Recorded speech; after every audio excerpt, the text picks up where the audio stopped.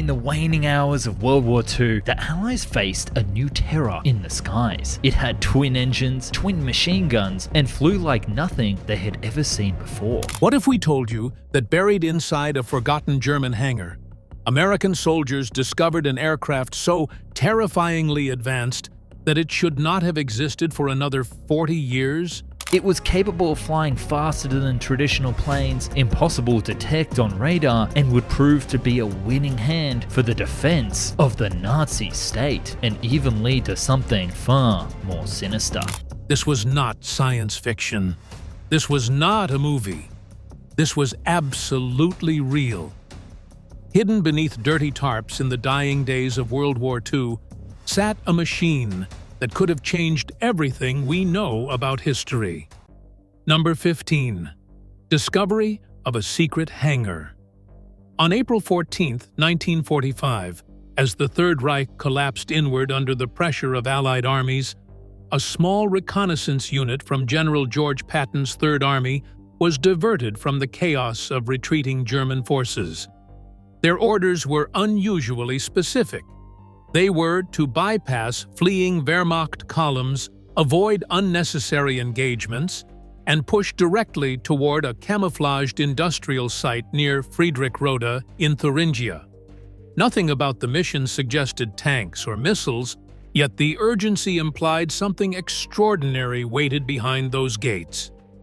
When American soldiers forced open Hangar Number 3, they were hit by an unfamiliar mixture of smells: oxidized metal, jet fuel residue, burned rubber, and ozone.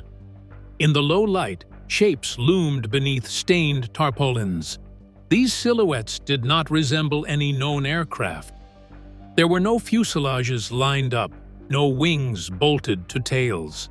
Instead, the men stood frozen before a single massive form, dark and curved, spanning the width of the hangar like a living creature at rest. It appeared less constructed than grown, as though aerodynamics itself had taken physical shape. As engineers were rushed to the site, disbelief spread quickly. The object uncovered was a flying wing powered by twin jet engines, something American designers believed was still decades away. It seemed to mock the propeller-driven planes parked outside the hangar. The soldiers understood immediately that this was not simply another experimental aircraft, but a technological leap that did not belong to the closing chapter of the war. What made the discovery even more unsettling was its timing. Had the war dragged on only a few months longer, this machine might have left the hangar and entered combat. Instead, it sat silent and unfinished, a glimpse into an alternate future briefly exposed before being sealed away. History would never forget that moment. Number 14. The strange design. The Horten Ho 229 shattered every accepted rule of aircraft design in the 1940s. At a time when stability depended on tails, rudders, and long fuselages, this aircraft eliminated all of them. There was no vertical stabilizer, no horizontal tailplane, and no body extending forward like a conventional plane. Instead, the entire aircraft consisted of a single sweeping wing, smooth and uninterrupted, with engines embedded directly into its structure. To Allied engineers, it looked less like a machine and more like a mathematical concept brought to life. This radical configuration was the result of decades of obsession by brothers Walter and Reimar Horten. Their fixation began long before the Nazis seized power. During the interwar years, the Treaty of Versailles forbade Germany from maintaining a military air force but allowed glider experimentation. While others treated gliding as sport, the Horten brothers treated it as a laboratory. On the slopes of the Wasserkuppe, they tested strange wing-only designs that ignored conventional wisdom and relied instead on precise calculations. The brothers believed traditional aircraft shapes were fundamentally inefficient. Every tail surface and fuselage section created drag, added weight, and increased vulnerability. They called these features parasitic, arguing that lift should be the sole priority. Their solution was the Nurflügel, or flying wing, where every square meter contributed directly to flight. Critics insisted such an aircraft would be uncontrollable, doomed to spin or stall without a tail to stabilize it. What made the Ho 229 possible was not intuition alone, but mathematics. The Hortens developed a bell-shaped lift distribution across the wing, achieved through subtle twists in the control surfaces and carefully selected airfoil profiles. Stability was not forced mechanically but balanced aerodynamically. The aircraft corrected itself through physics rather than brute control input. Number 13. World's first true stealth aircraft. When American engineers first examined the Horten Ho 229 in 1945, they were baffled by what they found. Instead of aluminum alloys or magnesium frames, the aircraft was built largely from layered plywood. At a glance, this seemed like a desperate compromise, caused by Germany's severe shortage of strategic metals. Yet further investigation revealed that the material choice was deliberate, not accidental. The Ho 229 was designed to be difficult to detect, not merely cheap to build. Reimar Horten understood an emerging threat few designers fully grasped at the time: radar. British chain-home radar systems had played a decisive role in defending the United Kingdom by detecting incoming aircraft through reflected electromagnetic waves. Metal reflected those signals clearly, lighting up radar screens long before bombers reached their targets. Wood, however, behaved very differently. Radar waves passed through it with minimal reflection, making wooden structures far less visible to early detection systems. The Ho 229 went even further than simple wooden construction. Later chemical analysis revealed that the glue bonding its plywood layers contained a mixture of coal dust, charcoal, and fine sawdust. This created a composite structure that did not merely allow radar waves to pass through, but actively absorbed them. The electromagnetic energy was converted into heat rather than reflected back toward the radar source, reducing detection even more. This layered sandwich of wood and carbon-based adhesive functioned as a primitive radar absorbing material decades before such technology was formally developed. It relied not on advanced electronics or computers, but on an intuitive understanding of physics and materials. The Ho 229 was not invisible, but it was dramatically harder to see than any aircraft of its era. Number 12. Shape nearly invisible to radar systems. The stealth capabilities of the Horten Ho 229 were not limited to the materials used in its construction. Its very shape was engineered to defeat radar detection at a time when radar itself was still a relatively young technology. Unlike conventional aircraft covered in protruding fuselages, vertical tails, and sharp junctions, the Ho 229 presented radar waves with almost nothing to reflect straight back. Every curve and contour served a purpose beyond aerodynamics. Radar works best when signals strike flat surfaces or right angles, bouncing directly back toward the source. The Ho 229 had neither. Its smooth, continuous flying wing form caused incoming radar waves to scatter outward, dispersing energy away from the radar receiver. Even when waves did reflect, they were deflected sideways or upward, reducing the strength of the return signal. To early radar operators, the aircraft would appear faint, distorted, or easily lost in background noise. The integration of the engines further enhanced this effect. Instead of hanging beneath wings or projecting outward, the jet engines were buried within the wing itself. Their exhaust outlets were flattened and positioned along the upper surface of the aircraft. This not only reduced drag, but also helped shield the hottest components from both radar and emerging infrared detection methods. Heat and reflections were masked by the wing structure, blending the aircraft into the sky. Decades later, when engineers recreated the Ho 229's geometry for controlled testing, the results confirmed what wartime designers had anticipated. Against radar frequencies used during the Second World War, the aircraft's radar signature was dramatically smaller than that of conventional fighters and bombers. It did not vanish completely, but it failed to present a clear or consistent target. Number 11. Faster than any Allied fighter. The Horten H-229 achieved stealth not only through materials, but through geometry that directly challenged how radar worked in the 1940s. Radar systems of that era relied on strong reflections from flat metal surfaces and sharp angles. Conventional aircraft unintentionally helped radar by presenting vertical tails, fuselages, and intersecting surfaces that returned signals directly to the transmitter. The Ho 229 eliminated nearly all of those features. Its flying wing form was smooth and continuous, without right angles or protruding structures. Incoming radar waves striking the curved surfaces were scattered outward rather than reflected straight back. Even when energy was returned, it arrived weakened and fragmented, often blending into background interference. To early radar operators, the aircraft would not appear as a clear moving target, but as a faint, inconsistent echo that was easy to dismiss. The placement of the jet engines further reduced detectability.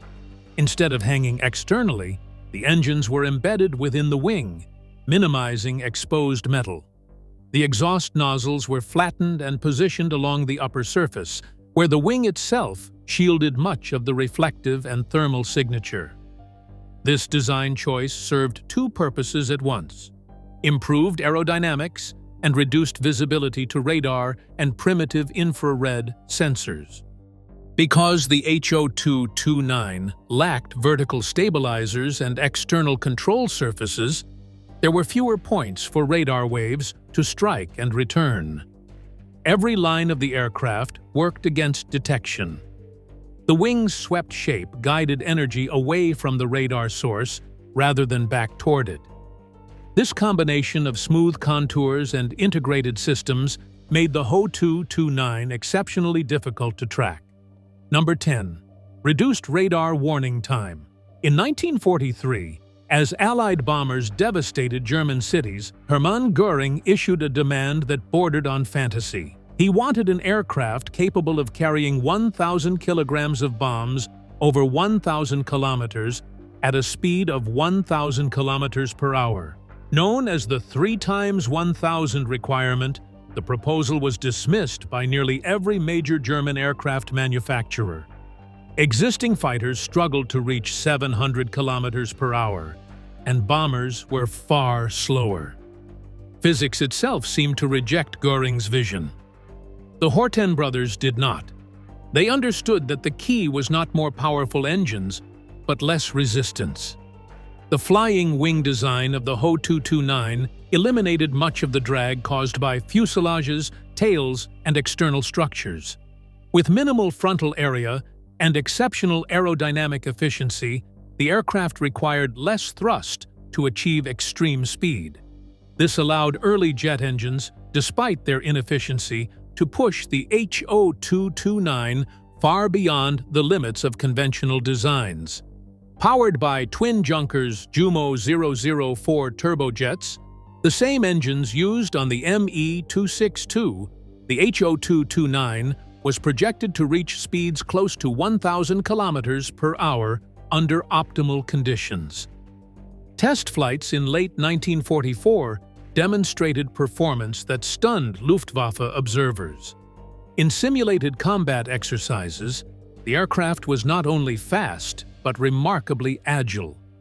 Its large wing area and low wing loading allowed it to climb rapidly and execute tight turns that jet fighters of the era could not match. This combination of speed and maneuverability was unheard of for a bomber-class aircraft. Allied interceptors would have struggled to catch it, let alone position themselves for an attack. The HO-229 proved that speed did not require brute force alone. It required a design that allowed the aircraft to slip through the air rather than fight it. Number 9. The test pilot died in a catastrophic crash. The true strategic danger of the Horten Ho. 0229 became clear only when its speed and stealth were considered together. During the Second World War, Britain's air defense system relied heavily on early detection. Chain-home radar stations could typically spot conventional bombers at distances of up to 160 kilometers. This provided roughly 19 minutes of warning, enough time to scramble fighter squadrons, direct anti-aircraft batteries, and prepare civilian defenses. The HO-229 fundamentally broke that system. Because of its radar-absorbing materials and carefully shaped flying wing design, the aircraft did not register clearly on these radar screens until it was dangerously close. Later testing using authentic 1940s radar frequencies showed that detection ranges could drop to as little as 12 to 15 kilometers.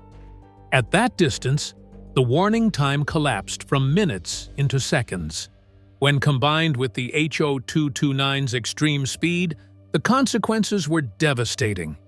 Traveling at near jet maximum velocity, the aircraft could cover that remaining distance almost instantly. By the time radar operators realized something was approaching, there would be no practical window to respond. Fighter pilots could not reach altitude fast enough, and anti-aircraft guns would lack targeting data. Defenders would be forced to fire blindly, hoping rather than aiming. This shift rewrote the mathematics of air defense. Radar was supposed to be a shield, an early warning net that made surprise attacks impossible. The HO-229 slipped through that net almost unnoticed. Even a small formation could have reached its target before alarms fully sounded. In practical terms, this meant cities, ports, and military installations could be struck without interception. The aircraft turned speed and invisibility into a single weapon, one that rendered existing defenses nearly irrelevant. Number 8. Dirty bomb dropped on Manhattan. The Horten HO-229's promise came at a terrible cost. On February 18, 1945, Luftwaffe Lieutenant Erwin Ziller prepared for what would be the third test flight of the HO-229 V2 prototype at Oranienburg Airfield. The aircraft was still experimental, and every flight pushed the boundaries of what was considered controllable. No one truly knew how a tailless jet would behave in an emergency. At approximately 800 meters altitude, disaster struck. The Wright Junkers Jumo 004 engine suffered a catastrophic failure and caught fire. These early turbojets were notoriously unreliable, often lasting no more than a few dozen hours before turbine blades warped or melted. Exhaust temperatures exceeded 800 degrees Celsius, and integrating such volatile engines into a largely wooden airframe magnified the danger. Any imbalance in thrust posed an immediate threat. For a conventional aircraft, asymmetric engine failure could be countered with rudder input. The HO-229 had no rudder. As the burning engine lost thrust, the aircraft began to yaw and roll uncontrollably. Ziller fought to regain control, deploying air brakes and lowering the landing gear in an attempt to stabilize the descent. Witnesses on the ground watched helplessly as the aircraft wobbled, briefly recovered, and then entered an unrecoverable stall. The HO-229 struck the ground, flipped violently, and collided with trees at the edge of the airfield. Ziller was killed instantly, and the prototype burned completely. The crash sent shockwaves through the program. Engineers questioned whether the design was simply too dangerous to operate with existing jet technology.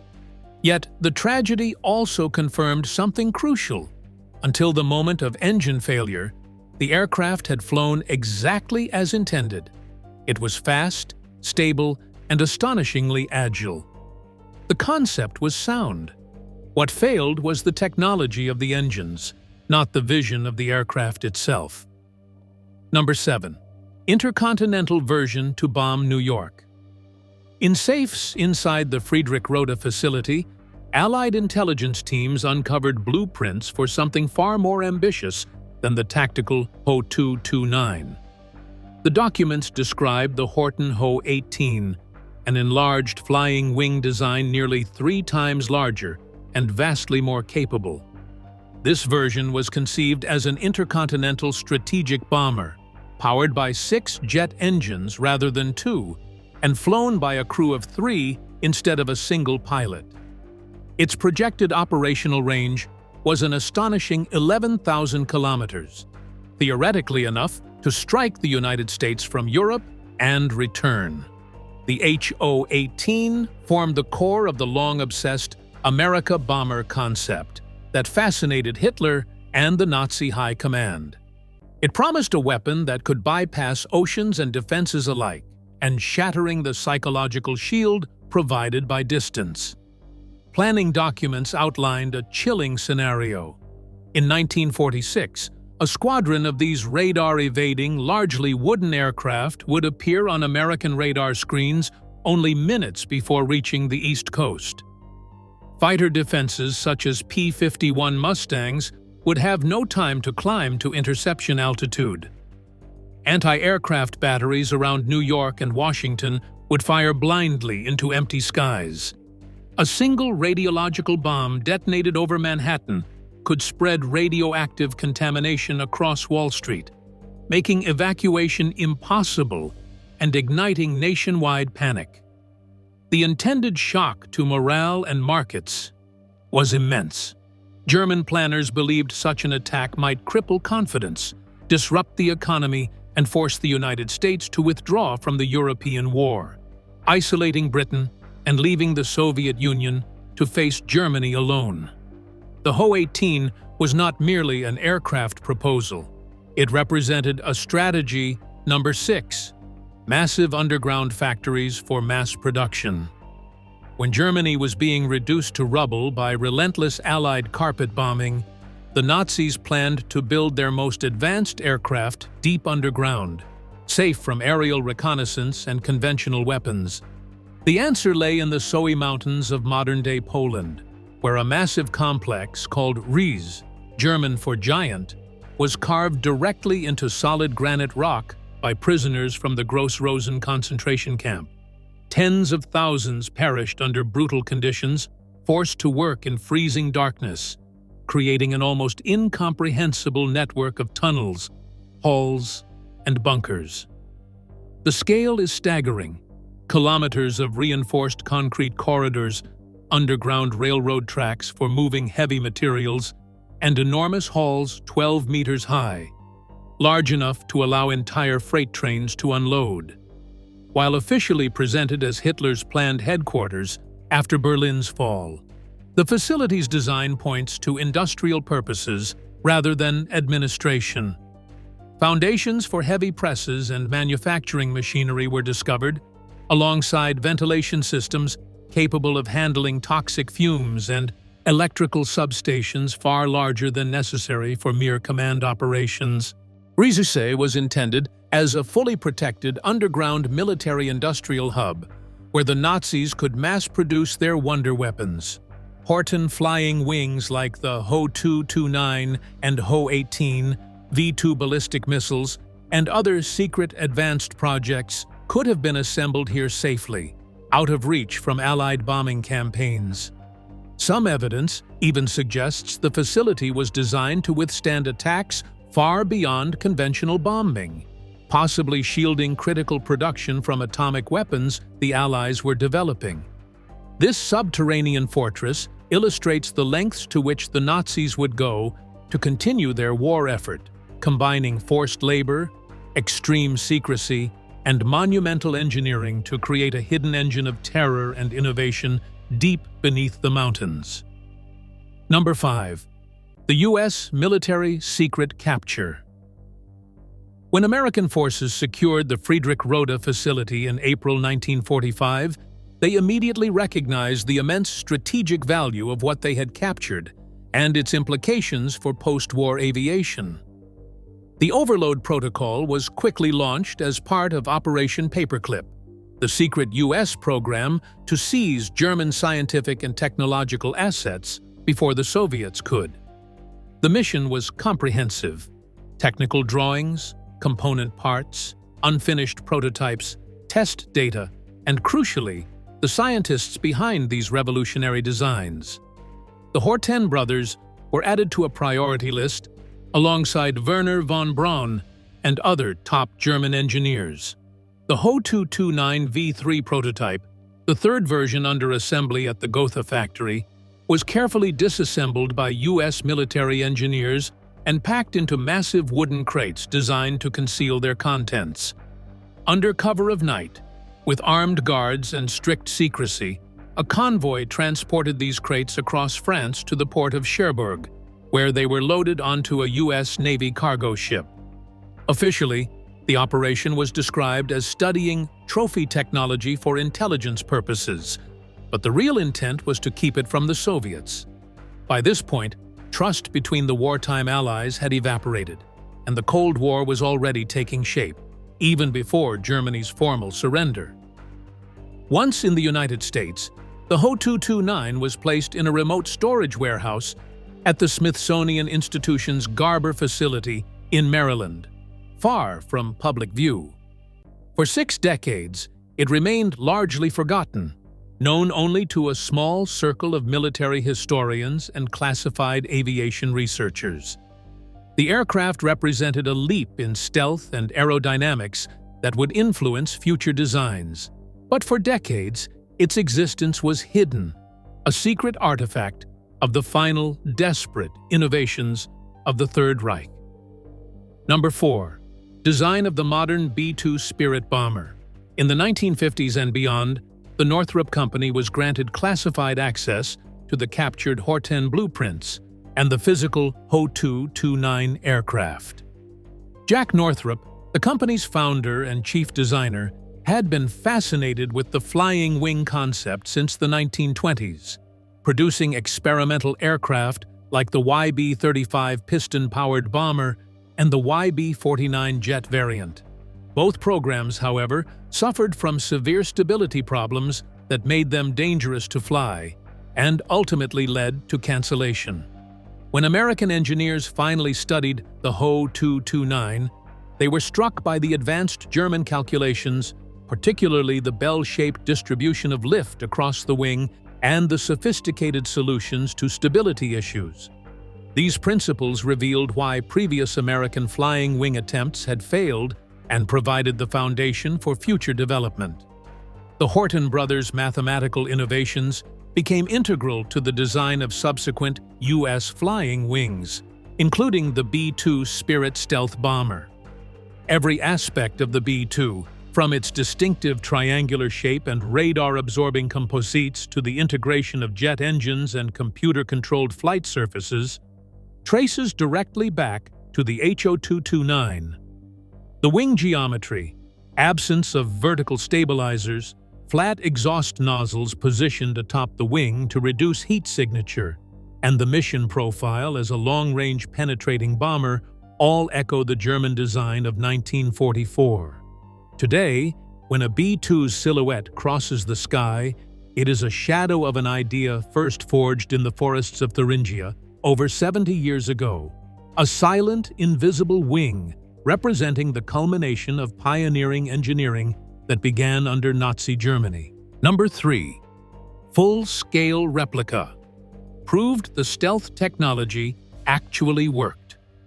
For decades after World War II, the Ho 229's stealth capabilities were considered legend or exaggeration, intriguing in theory, but unproven and possibly inflated by German propaganda. In 2008, 63 years after the war, a team of engineers from Northrop Grumman set out to test the claims using modern scientific methods, They gained special access to the partially destroyed Ho-229 airframe in Smithsonian storage and used advanced laser scanning to capture its exact three-dimensional geometry with millimeter precision, creating a perfect digital model. The team then undertook an ambitious and costly project, building a full-scale replica using the exact materials and methods the Nazis had employed in 1944. They sourced identical multi-layered plywood, recreated the coal dust-impregnated glue through chemical analysis of surviving samples, and even matched the original varnish composition. The replica was transported under tight security to the secret Taejong radar cross-section facility in the Mojave Desert and mounted on specialized equipment designed to measure radar reflection from all angles. Next, engineers powered authentic 1940s radar systems identical to the British chain home installations that defended England, operating at 20 to 30 megahertz, the same frequencies used in wartime. The results were astonishing. The Ho-229's massive 16-meter wingspan produced minimal radar reflection, appearing on screens as little more than a large bird. Captured Nazi documents claiming its stealth performance were confirmed. After decades of skepticism, the Ho-229's legend was validated. Nazi engineers in 1944 had indeed created a functional stealth aircraft, decades ahead of its time, demonstrating sophisticated aerodynamic and radar-evading technology that would influence aircraft design for generations to come. The Ho-229 was not merely a prototype. It was the world's first operationally significant stealth aircraft. Number 2. Nazi scientists behind it became leaders of American space and military programs. The people who created these revolutionary machines didn't vanish after World War II. They changed uniforms, assumed new identities, and were integrated into American military and civilian programs through Operation Paperclip. Werner von Braun, an SS Sturmbannführer and creator of the V-2 rocket that killed thousands of British civilians and countless concentration camp prisoners forced to build them, became the father of America's lunar program and a celebrated public figure. His Saturn V rocket, which sent astronauts to the moon, was a direct descendant of the weapon of terror he had developed in Germany. Kurt Debus, a Nazi engineer and fervent party member who gave the Nazi salute at rocket launches, became the first director of Kennedy Space Center and oversaw America's greatest space achievements.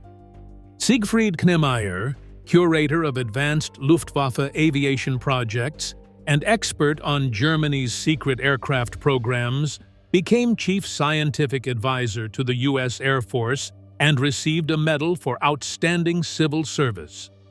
Walter Horten, whose flying wing designs had been considered experimental, saw his aerodynamic innovations form the basis of U.S. stealth aircraft decades later. The uncomfortable truth is that America's moon missions flew on rockets designed by Nazis, and its skies are protected by stealth aircraft whose fundamental aerodynamics originated in Nazi Germany. This presents a profound ethical dilemma. How could a regime built on hatred, genocide, and seemingly irrational ideology create technologies that became the foundation for scientific and military progress in the second half of the 20th century?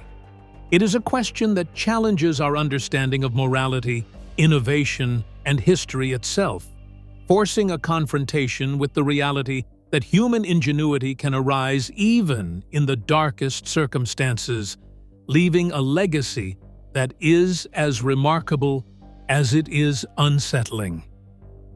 Number 1. The only surviving aircraft sits in a museum storage facility. Today, the only remaining Horten Ho-229V3 airframe is housed at the Udvar-Hazy Center, part of the Smithsonian National Air and Space Museum in Virginia, displayed in a restoration hangar. Among gleaming aluminum fighters and bombers of the same era, it looks almost alien. Its cracked yellow plywood skin, rusty engine mounts, and angular black shape appear out of place, as if from a darker timeline or an alternate history where different forces prevailed. Yet its form is aerodynamically flawless, elegant in its simplicity and mathematical precision, revealing the genius behind its creation. The H-0229 serves as a monument to both human brilliance and human madness. It is a reminder that technology itself is morally neutral. The same principles that allow an aircraft to carry passengers safely across continents can also be used to unleash destruction on civilian populations. Its existence demonstrates how close the world came to a radically different outcome. Had it entered mass production just 6 months earlier? Had Hitler trusted his engineers more? Or had Germany secured sufficient nuclear fuel for radiological weapons? Our reality could be fundamentally transformed. Languages, governments, and daily life all potentially altered under a shadow of technological terror. The plane's haunting presence also prompts deeper questions. How many more hidden hangars lie forgotten in the forests of history? How many revolutionary blueprints and prototypes were destroyed in the chaotic final days of the Reich? The H-0229 is more than a museum artifact.